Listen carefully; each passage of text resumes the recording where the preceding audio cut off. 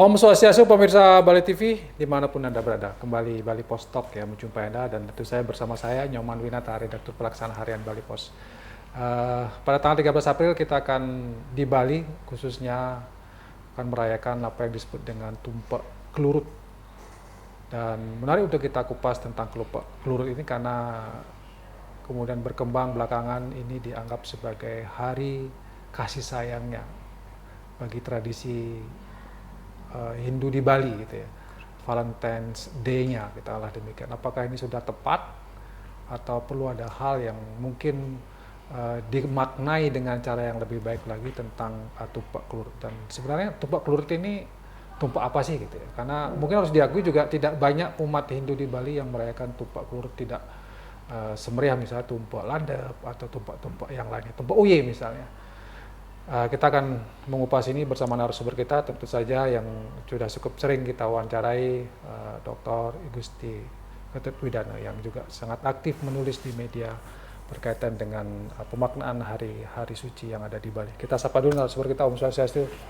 Om Swastiastu. Gimana kabar, sehat ya, Ci? Setengkara becek-becek. Ya.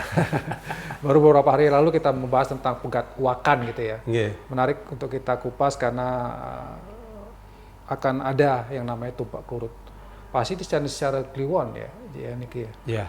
Tumpek Klurut. Mungkin secara umum dulu, Ji, apa yang dimaksud dengan Tumpek Klurut? Semua. Jadi seperti sering kita dialogkan di sini, dari rerayanan suci Hindu khususnya di Bali, seakan tiada pernah berhenti, tiada hari tanpa ritual. Yeah. Bahkan tumpek itu sendiri sebenarnya ada 6 ya? Dalam kurun waktu 30 wuku, satu wuku itu kan 7 hari, 30 kali 7, 210 hari. Nah, pengulangan perhitungan rerayanan berdasarkan pewaran dan wuku jatuhnya 210 hari sekali. Nah, kali ini Tumpek Klurut pun jatuhnya juga 210 hari sekali pada Sanesara Kliwon Wuku Klurut. Ya.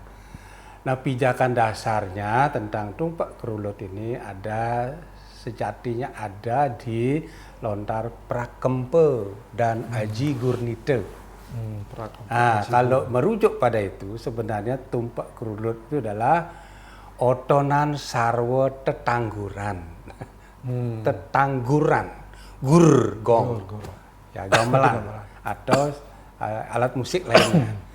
Jadi secara tekstual menurut lontar tersebut, Tumpek Klurut adalah sederhananya dan umum dikenal sebagai otonan gong. Ya. Yang dalam perkembangannya kemudian kekiniannya ya, ketika gubernur yang lalu itu mencanangkan sebagai hari cinta kasih. Yeah. Raina Tresna Asih ya, manut Dresto Bali. Kemudian disepadankan dengan Valentine Day lah itu. Di masyarakat ya, modern ya, barat ya. Gitu ya. Mengapa ke sana dibawa? Satu, karena fenomena kecenderungan umat Hindu di era global, postmodern sekarang, ikut terbawa arus euforia perayaan Hari Valentine Day yang dirayakan oleh masyarakat global. Dengan kecenderungan yang, maaf saja, kecenderungannya ke arah yang tidak positif. Ya. Karena itulah mungkin di masa periode gubernur lalu dicanangkanlah bahwa Tumpek Klurut itu berdasarkan surat edaran nomor 04 ya, tahun 2022 dalam rangka untuk tata titi kehidupan masyarakat Bali supaya berdasarkan pada kearifan lokal. Nilai-nilai kearifan lokal. Dalam hal ini Satkerti waktu itu, sehingga Tumpek Klurut itu disandingkan. Saya tidak mau menyamakan ya karena beda substansi ini. Beda. Dengan Valentine Day. Hari kasih sayang ala Bali. Itu substansinya.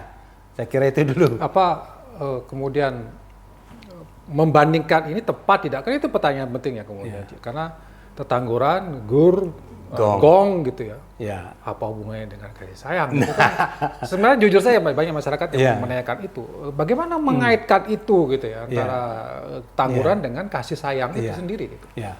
Kita merujuk dulu teologi dari tumpak kerulut ini. Dia mengacu pada pemujaan pada Ida Hyang Widi dalam manifestasinya sebagai Dewa Iswara atau disebut juga Kawi Swara. Dewaning kesenian. Dewa yang menciptakan suara-suara suci, suara-suara keindahan lewat gong. Dalam hal ini di-frame dalam seni. Ya. Kemudian dari keindahan itulah rasa keindahan estetis itulah melahirkan apa yang disebut dengan rasa tresna asih. Tepat sekali. Kemudian kalau di dalam bahasa Bali, kerulut itu dikatakan berasal dari kata lulut. Lulut itu artinya tresna asih. Ada juga yang mengartikan sebelumnya lulut itu jalinan, jaringan. Dikaitkan dengan cinta kasih, ini artinya adalah jalinan cinta kasih, tresna asih, kasih sayang. Tapi dalam konteks humani, bukan biologi, apalagi biologis. Maka itulah kemudian akan disepadankan. Jadi saya tidak setuju menyamakan karena praktek dari pelentian itu ada kecenderungan-kecenderungan yang sudah disebutkan negatif tadi ya. Sementara pelentian ala Bali, tumpak kerulut sering juga disebut tumpak lulut. Itu adalah saat dimana kita menjalin ya tresna asih kepada sarwa prani, tidak saja manusia, nanti juga kepada tumbuhan dan juga hewan. Hewan spesifik nanti ditumpak uye, tumbuhan spesifik lagi ditumpak bubo. Nah khusus tumpak kerulut ini, bagaimana kita menjalin rasa asih, tresna asih, cinta kasih, kasih sayang kepada sesama manusia. Kita bersinergi, berkolaborasi untuk saling membantu, saling menguatkan, terutama kepada semeton, karamo yang dalam keadaan yang tidak baik-baik saja, kurang mampu misalnya, sakit dan sebagainya. Itu arahnya ke sana. Arahnya ke sana. Ya. Tapi pertanyaannya apakah ini pemaknaan baru kah? Atau memang sudah sesuai dengan ya tadi di lontar Prakempe dan Aji Gurnita itu memang seperti itu nah awalnya. Memang lulut ini kasih sayang, kemudian Aji terjemahkan tadi lebih luas lagi bagaimana kita mengasihi sesama manusia yang sedang membutuhkan, ada yang sakit, mungkin ada yang kurang sejahtera, kita bantu seharusnya seperti itu. Itu pemaknaan baru atau memang dari awalnya sudah seperti itu sebenarnya? Mengacu tadi yang sudah disebutkan tadi, pada awalnya secara tekstual memang itu otonan gong lah begitu sederhananya. Tapi mengingat kata kerulut itu sendiri diartikan sebagai lulut cinta kasih, rasa tresna asih. Inilah kemudian dijabarkan, diimplementasikan bagaimana dari suara indah lewat dunia seni, kesenian, ya. Di situ juga ada pemulihan seni nanti ya. Direalisasikan dalam bentuk wujud rasa. Nah, rasa keindahannya melahirkan rasa cinta kasih, kasih sayang. Sehingga implementasinya secara ritual dilakukan otonan gong, mengupacarai perangkat-perangkat gong atau alat musik lainnya secara niskala, tapi secara skala diwujudkan dalam bentuk bagaimanakah menunjukkan rasa keindahan untuk bisa hidup saling membantu. Jadi sebuah keindahan itu tidak hanya dalam bentuk pemandangan misalnya, akan menjadi indah hidup ini kalau kita bisa saling mengasihi, menyayangi dan mencintai dengan antara lain membantu yang membentukkan. Tapi kalau kita, kemudian menyepadankan katakanlah itu bukan menyamakan, menyepadankan apa istilahnya yang ini dengan Valentine's Day agak kurang tepat menurut Ji, karena Valentine Day sendiri dalam konsep yang umum dipahami oleh masyarakat kita kini itu agak lebih banyak negatifnya, Iya. Bukan dipahami sebagai hari bagaimana secara humanis. Ya seperti disebutkan tadi. Mencintai. Lebih ke biologi. Ke biologi lebih banyak. Iya.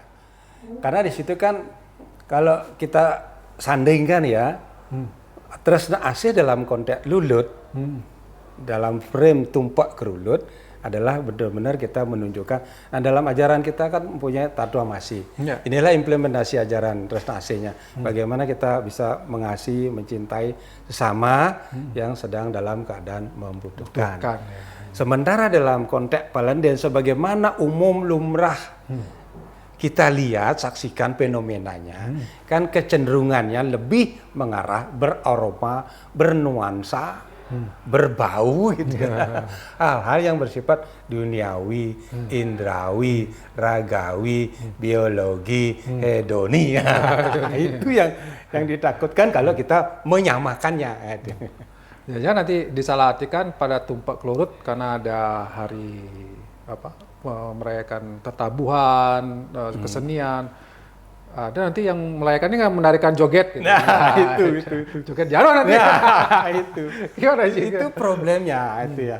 Jadi ketika tumpak kelulut sebagai pemulihan seni, sementara kita sekarang fenomena yang sudah kita bahas seperti ini adalah fenomena munculnya joget purno, joget jaro, joget buang.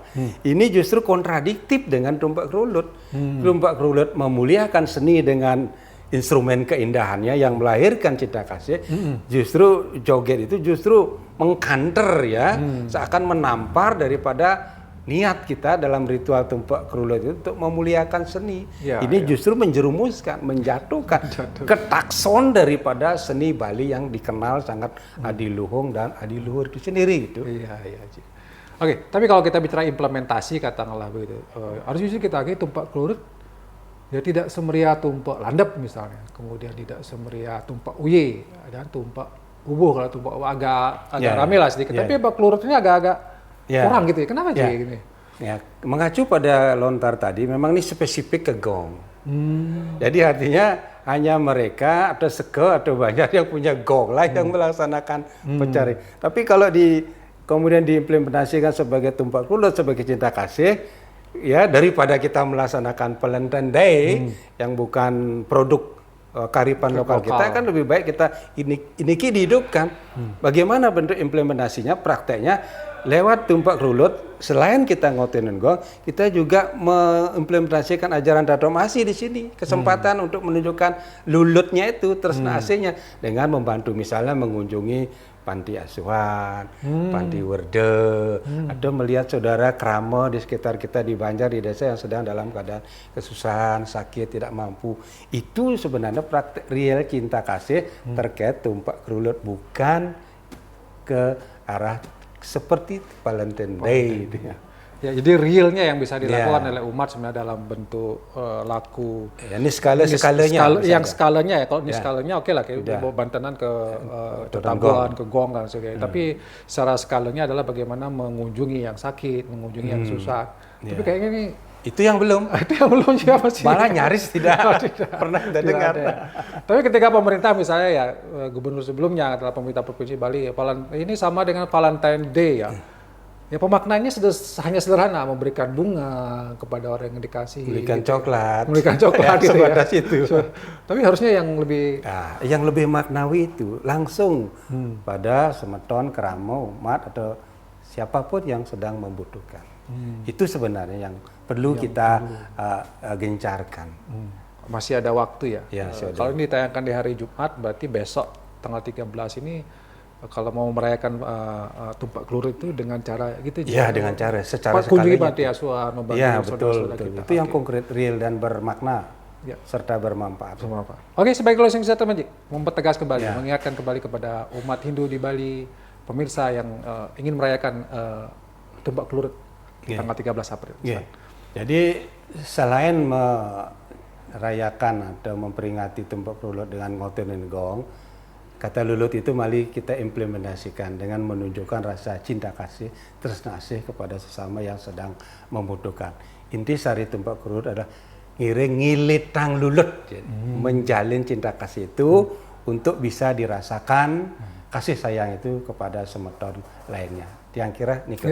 Demikian. Terima kasih Ji atas penjelasannya, dan ini paling tidak memberikan kita perspektif baru sebenarnya bagaimana merayakan tumpak kelulut ya. Jadi ya bisa saja dirayakan sebagai hari kasih sayangnya orang Bali, orang Hindu Bali, tetapi bagaimana kemudian implementasi tidak sederhana hanya memberikan bunga kepada orang yang kita kasih, tetapi kepada sesama manusia yang sedang membutuhkan. Kunjungi panti asuhan, kunjungi kawan-kawan kita atau saudara-saudara kita yang masih sakit, beri support, beri bantuan, sehingga jalinan kasih sayang ini bersifat kemanusiaan yang lebih luas lagi.